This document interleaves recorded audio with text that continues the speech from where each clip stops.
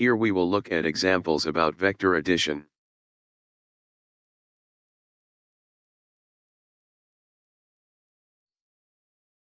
Here we have an example. We have vectors with magnitude and direction as shown in the figure.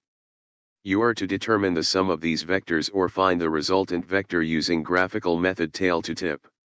To do this, we simply put the tail of the first vector A at the center of a Cartesian coordinate system.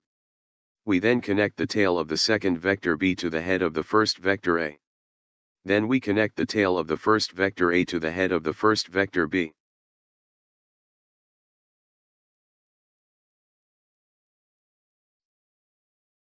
Here we have another example. Here we have vectors with magnitude and direction as shown in the figure. You are to determine the sum of these vectors or find the resultant vector using a vector component or mathematical method. Graphically we can show it, but this time we approach it using a mathematical method or the vector component. So, we examine the components of each vector and add them along a similar axis. First we look at vector A and separate it based on the components. For the x component we use the cosine function to obtain an expression using the component A along x. So using equation 1, which is a cosine function, will give us equation 2, which shows an expression for the component of x but gives only the magnitude. We rewrite scalar equation 2 to incorporate the direction, so we have an expression that is a vector form of the component along x as shown in equation 3. So the direction is given by the unit vector, which is a negative I hat, since it is oriented towards the negative x-axis as shown in the figure.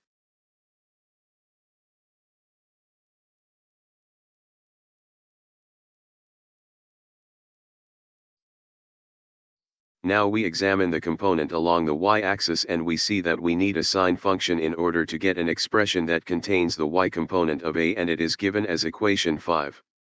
We then obtain equation 6, which is the scalar equation for the y component magnitude. We rewrite scalar equation 6 to incorporate the direction, so we have an expression that is a vector form of the component along y as shown in equation 7. After substituting the values, we get that the y component of A is given in equation 8, which is a positive value of 1 along the y-axis.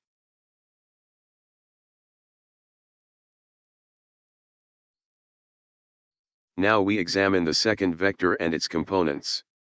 Clearly, it has no component along the y-axis, so we can just set it to 0 j hat as shown in equation 9. The x component then is just equal to 4 I hat as shown in equation 10. We then add the vector components of A and B, and it is summarized in the table. Here we obtain the vector components of the resultant as r of x and r of y.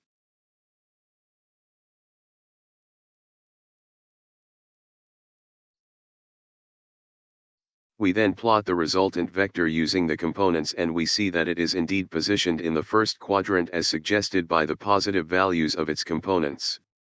Using Pythagorean theorem we can obtain the magnitude of the resultant, and it is given by equation 11.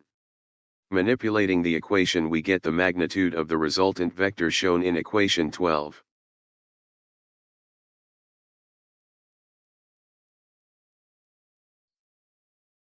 Now we then determine the direction of the resultant vector, and we can use the components and the tangent function. Using equation 13, which is the ratio of the opposite length over the adjacent.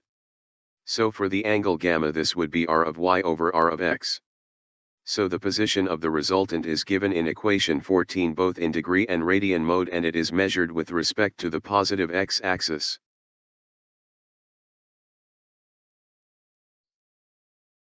The resultant vector is measured using the component method or mathematical method, and it is given as equation 12 and equation 14. Comparing this process with the graphical method, I would say that it is far more reliable in terms of reduced error.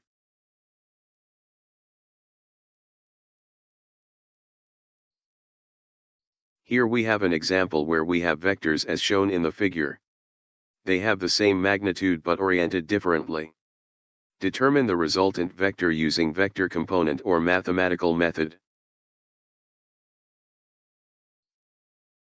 Let us consider the first vector A, and we see it has no y component, and its components are given as shown in equation 15 and 16. For the second vector b where it has no y component also but it oriented in the negative direction along x. We see the components for the second vector shown in equation 17 and 18.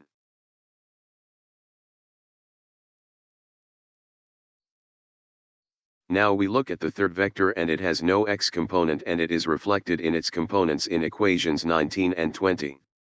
The last vector d has no x component also but it is oriented in the negative direction as shown in equation 21 and 22.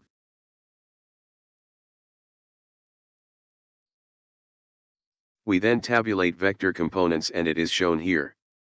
For the x component we are left with vectors a and b and since they have same magnitude and this results to 0 value for the x component of the resultant. This is the same case for the y component which results to 0. So the resultant vector is 0 as shown in equation 23.